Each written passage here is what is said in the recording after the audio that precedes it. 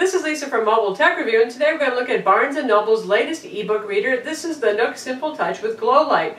So for those of you who like e-ink displays for their clarity, easiness on the eyes, all that kind of thing, but you're getting tired of using book lights or turning on all the lights in the room just to read, well, this one's for you. It has LED lighting that illuminates the screen in a pleasing and even way without creating glare or eye strain. We're going to take a look at it now. The new GlowLight Nook Simple Touch looks exactly like the regular old Nook Simple Touch. We're going to show you the difference between the two in a minute, which means pretty much nothing except for the trim ring over here. But the neat thing about it is it has a light source. There are LED lights right along the top edge there, and there's a diffuser over the screen that makes the light illuminate pretty evenly. You can see a little bit of light, brighter light up at the top here, but other than that, you're really not going to notice it. Probably won't be bothered by it all, and much better than early e-reader attempts at giving you some kind of lighting for the screen. The Nook Simple Touch with GlowLight on the right sells for $139 versus $99 for the Nook Simple Touch. Now the GlowLight is actually a form of edge lighting or side lighting, since the light illuminates from one edge and shoots down. So it's not really backlighting. There's no lights behind the screen, the kind of thing that might tire out your eyes. So for those of you who are allergic to LCDs, you don't like reading on them because of the backlighting pulsing, that kind of thing, that's not what's going on here. It's a side light thing with a diffuser on top that makes the light spread evenly, and it's very, very, very, very thin diffuser, so you're not going to see it. It's not going to be like that murky Sony reader from a couple of years ago where they had a layer on top that made it actually difficult to read text. Put them together now, you can see, well, otherwise they really are identical. You got the same casing here. The only difference is we have the black ring on the edge of the regular Nook Touch, and we have the silver ring on the Nook Simple Touch. In terms of screen clarity, I think you can see that they're almost identical. The blacks are a little bit blacker on the one that doesn't have the glow light feature.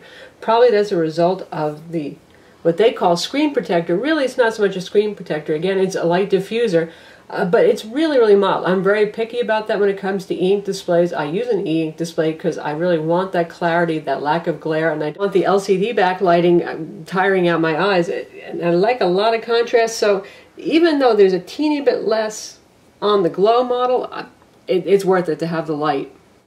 Now, to show you the difference more clearly, before we actually had the glow light turned on, it's a slider, and we'll show you how that works in a minute, and we had it turned on about 40% or so.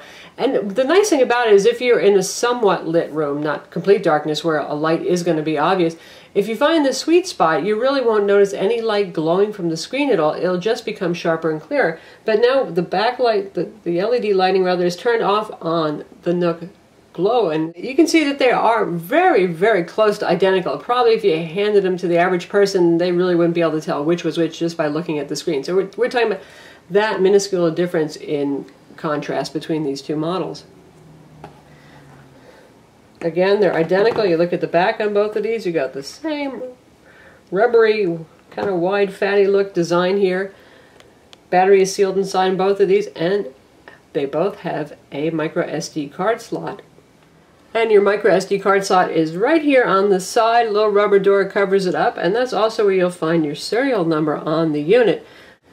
On the bottom here we have a micro USB port. That's so you can transfer books and anything else that you want, PDFs. If you have EPUB books without DRM, if you have EPUB books with DRM, just standard EPUB DRM, they work with this and you can just transfer them onto the device. The USB cable is included, so is a charger. Unlike the regular Nook Simple Touch, the GlowLight version does come with a charger. The good news, that doesn't mean it's indicating bad battery life. That LED light really uses relatively very little power. And I would estimate so far, for the amount that I've been using this, reading for an hour a day with the backlight on, based on my usage, I could almost go a month reading with the backlight on. Now, I don't have the backlight set all the way up. If you want to get your backlight going, you just press the Nook button down here and hit the glow light control, and here you turn it on, and then there's a slider, and I've been using it about like that. Given my ambient light situation, that works for me. So that battery life is based on the LED light being on all the time, but at that level. Of course, you can go all the way to maximum, and we'll crank that up right now so you can see how it looks. We're in a reasonably well lit room, so it's just going to increase the contrast. You're not going to see a huge amount of light glow out of this, but if we take this into a dark room, you will see the difference. And now we're in a room with absolutely no light on, just a little light coming through the doorway. And you can see we have it set to maximum, and it's very readable and very bright, and it's fairly evenly lit. And let's go into a book so you can see what a page looks like. Now you'll notice up here, see this little edge right here? It is a little bit brighter up there. Otherwise, it's fairly even and certainly very readable.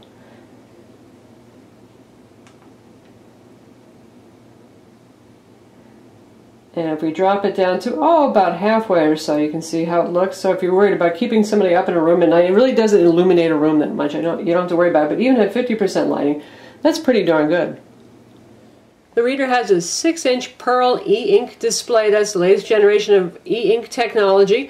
And it has a resolution of 800 by 600. Again, that's standard for a 6-inch reader. And it uses IR touch sensors, just like the Nook Simple Touch, the latest Sony Reader PRS T1, and the Kindle Touch Edition. They all use the same thing. And there's little IR sensors around the edges that sense when you put your finger or any object over there. So there's no touchscreen overlay. So that means that you have good clarity, just like with the other touchscreen e-ink readers. This has 2 gigs of storage, again, just like the regular Nook Simple Touch.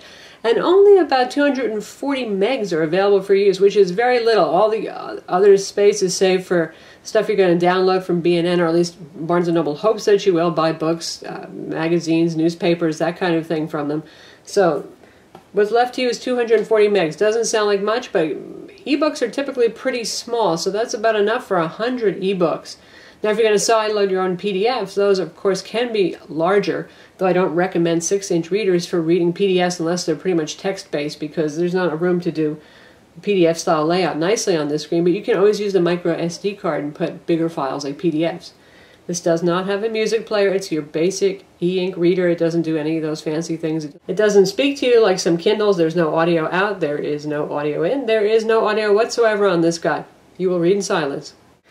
For those of you who are following system software versions, this does run Android OS, and it's 1.1.5, and pretty much you have the same set of features that you have on the Nook Simple Touch. They haven't added anything new here. And we'll go over the features here quickly for those of you who are still new to e-ink readers, so you can see what it's about. And so you can see we have a little bookmark symbol over here. If you want to bookmark a page, you just tap there to add a bookmark, tap again to remove the bookmark, swipe to turn.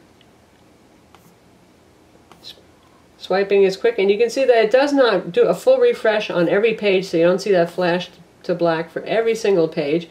You can potentially see some text ghosting as a result, but really on the Nook readers, I really haven't been bothered by the ghosting at all. So page turn speeds are fine. If you want to get to all your basic stuff, like navigate back home to your library, to get home, to shop, to search, GlowLight, and any further settings, you use a little Nook button right here and press that. Press it again, we'll dismiss it. And if you want to change things about the formatting, get information about what you're reading, just tap in the center of the page, not on the sides, because I can start a page turn going. So you can get to your table of contents, you can search for stuff inside of the book, you can go to a particular page number. You can also access any bookmarks that you've made. You can change your text size and your layout. You can either respect the layout of the document as was originally laid out by the publisher, or you can change your margins, your line spacing, and you've got all these fonts to choose from here. So, nice selection of serif and sans serif fonts. And if you want to just go with publisher defaults, you just check that little box there, and it'll be set up just as the publisher intended. And you can see we've got many different sizes of text to choose from. I'm going with something relatively small. It's still very readable. It's pretty much the size of a paperback font. I know some of you, even though this has a touch screen, so you can just swipe or tap to change your page, hate to do that, so this has hardware page turn buttons on both sides. Just like with the Nook Simple Touch, they're pretty stiff, so you got to give them a good squeeze. Of course, the good thing about that is they probably will never wear out. The reader does have Wi-Fi, so you can actually download books directly from Barnes & Noble's ebook store. They have hidden away that web browser that you used to be able to get to using the search function and entering a URL in there, so no access now in the stock Nook to the web browser. But if you want to just go shop with B&N, there it is, and then there's their shopping interface. So you've got New York Times bestsellers, popular stuff, promotions that they have going are down here. And say we want to see the New York Times bestseller list. Just tap on it. Much easier to do for those of you who've been using non-touch screen e-ink readers. No more kind of muscling around or using a secondary touch screen like the original Nook had. It's just tap on whatever it is you're interested in. So let's take a look at this book right here. And you can get a free sample of pretty much any book that's available, so you can read the beginning of the book and see if you actually like it or not. And you can share it via social networking. You can, of course, buy it. You can add it to your wish list. You can look for related titles, read reviews of it. So shopping is pretty easy. You don't need to use your computer to do this.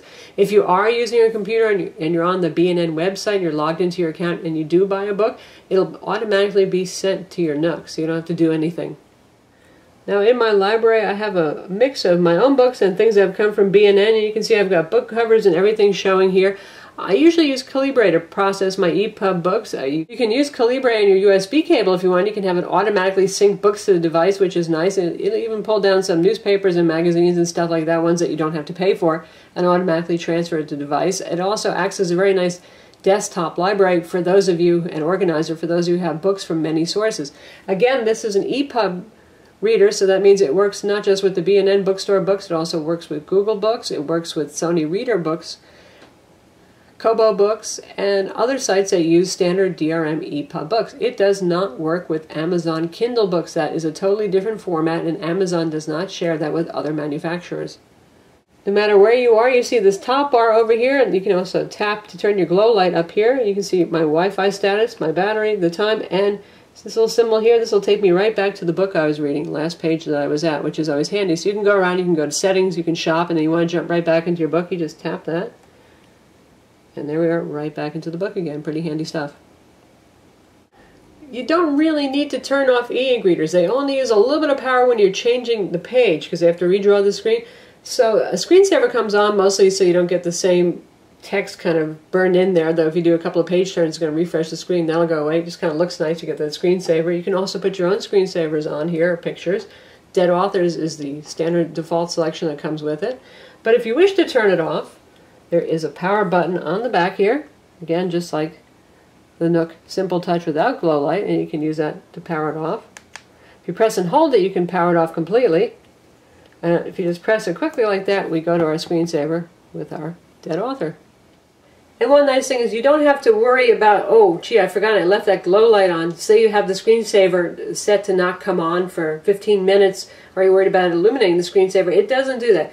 Once it shuts off, once it goes to the screensaver, either way, the backlight automatically turns off, so you're not going to be wasting power. So who's the Nook Simple Touch with GlowLight for? Those of you who read in less than ideal lighting conditions and you're getting tired of your book lights, having your light on at the nightstand, driving your partner in bed crazy when you want to stay up reading late and they can't stand that light being on from the book light, the lamp, whatever it is. If you're always reading at the beach or in great light, well, this doesn't really much matter to you. This product, you might as well just get the Nook Simple Touch.